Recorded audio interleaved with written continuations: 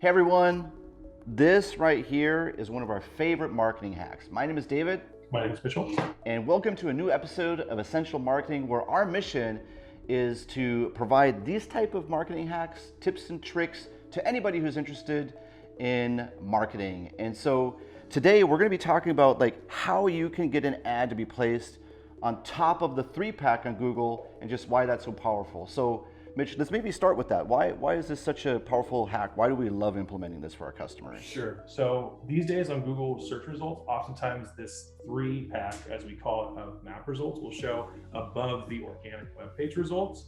And so obviously, because it shows so much higher on the page, it's extremely valuable if you can show up there. And you can actually take a shortcut to get there with ads if you like.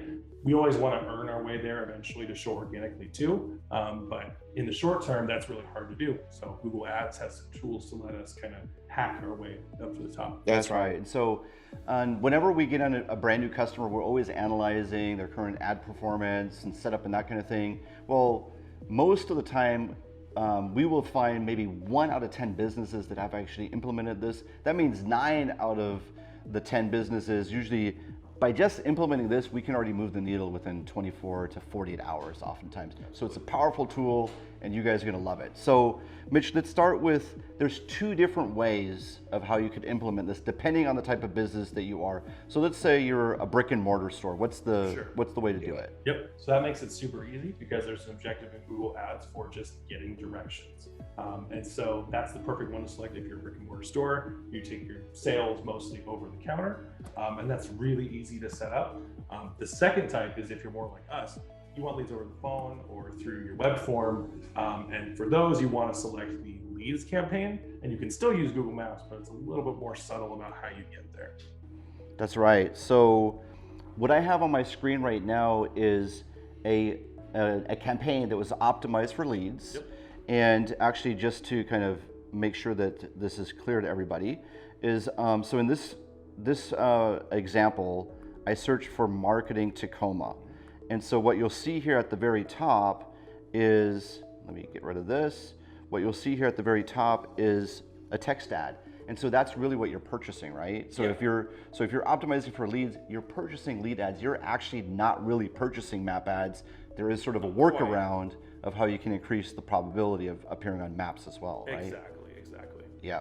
So let me get rid of this here and go back to the setup of an example campaign. So where the magic happens is under extensions. So if you set up a lead campaign, by the way, Mitch set all this up. I just happen to be driving right now, so all the credit goes to him. But, and you correct me if I'm wrong here, but under extensions, what you would want to select is locations, right? Correct. Yeah. So pick extension and then go hit the big plus button and then choose the location extension. There's a lot of other extensions in Google Apps, but we're looking at the location extension. Yeah.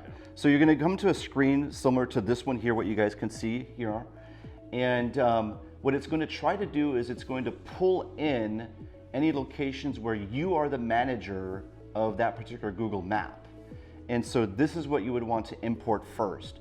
Now, this is the first step of how you're now really kind of bringing together the Google Map world with the Google AdWords world, right? Exactly. So that's the first step. Again, we're talking about any kind of service company, marketing, plumbing, roofing, and you're trying to increase the number of leads through Google Maps. This is how you would go ahead and get everything set up. And so once that's done, what's next, Mitch? Yep. So what's done, or what's next after that, is you want to, once you've got the Google business all hooked up, when you go into the locations area, any lead campaign, you're always using some kind of location targeting, even if it's just for the United States or whatnot.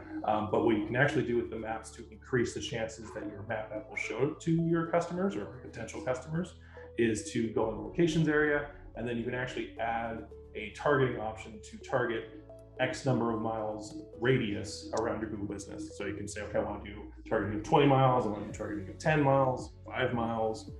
And basically what that does is you can say, okay, I want to show for Google Map ads. And you can even increase the bid percentage that you're willing to pay for those map ads to say, Google, I'm wanting to show in here and here and here, but I really want to show for my Google Map.